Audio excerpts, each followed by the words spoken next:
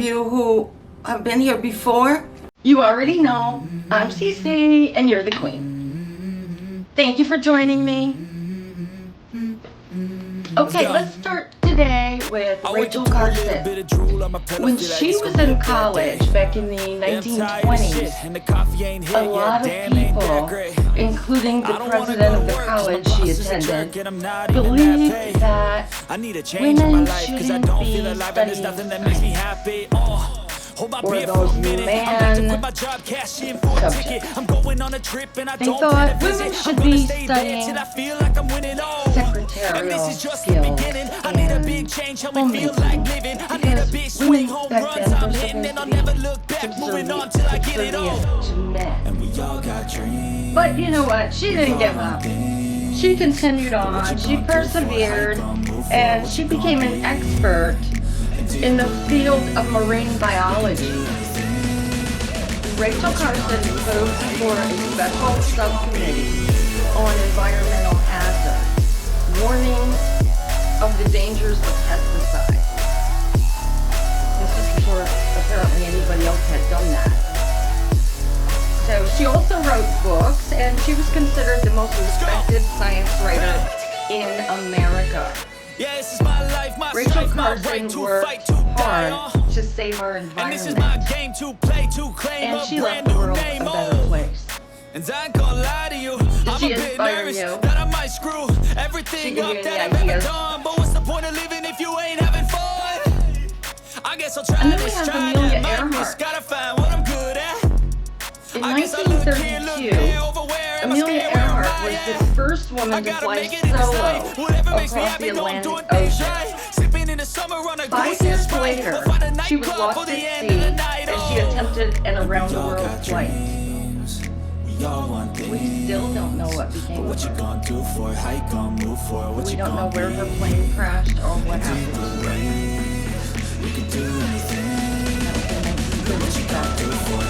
But she was honored. People just were in awe of her back then, because she did something women weren't doing, that only men were flying planes and inventing things and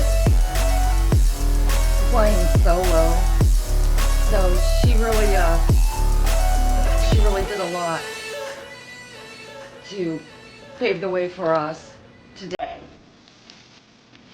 Now we even have airline pilots who are women, or even all female crews on airlines. That's the planes I want to fly on. And then next we have Frances Perkins. Also in 1932, the same year that Amelia Earhart flew solo across the Atlantic Ocean, President Roosevelt appointed Frances Perkins as the first woman to hold a cabinet office. This appointment caused a controversy because she was a woman. No women had ever been appointed to a cabinet office before that, even though that was 12 years after women finally received the right to vote. Frances Perkins was influential in the development of labor relations in the United States. Throughout her career, she had the responsibility of caring for not only her child, but her husband, who suffered from mental health issues. So she really had a full plate, and she carried on and did a great job at what she did.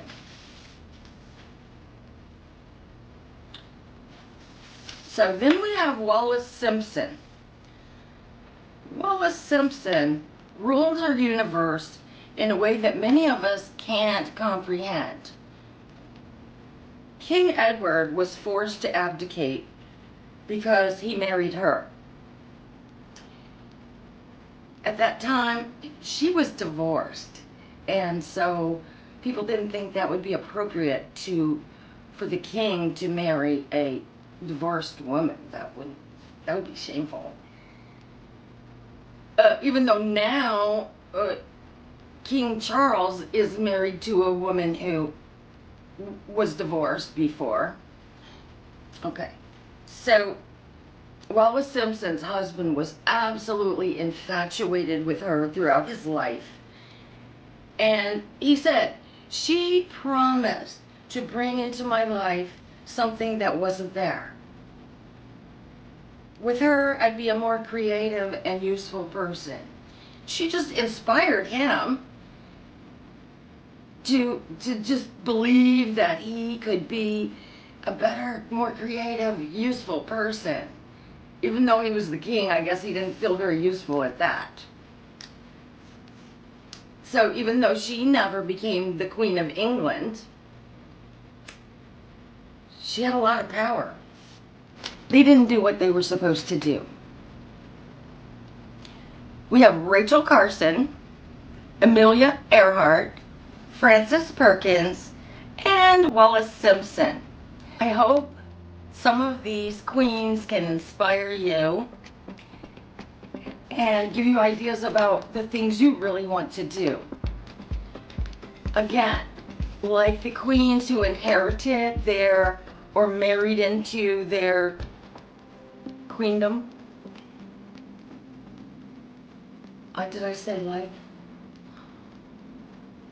Unlike the queens who inherited or married into their queendoms, these women didn't marry their relatives, didn't wear crowns, and nobody got beheaded.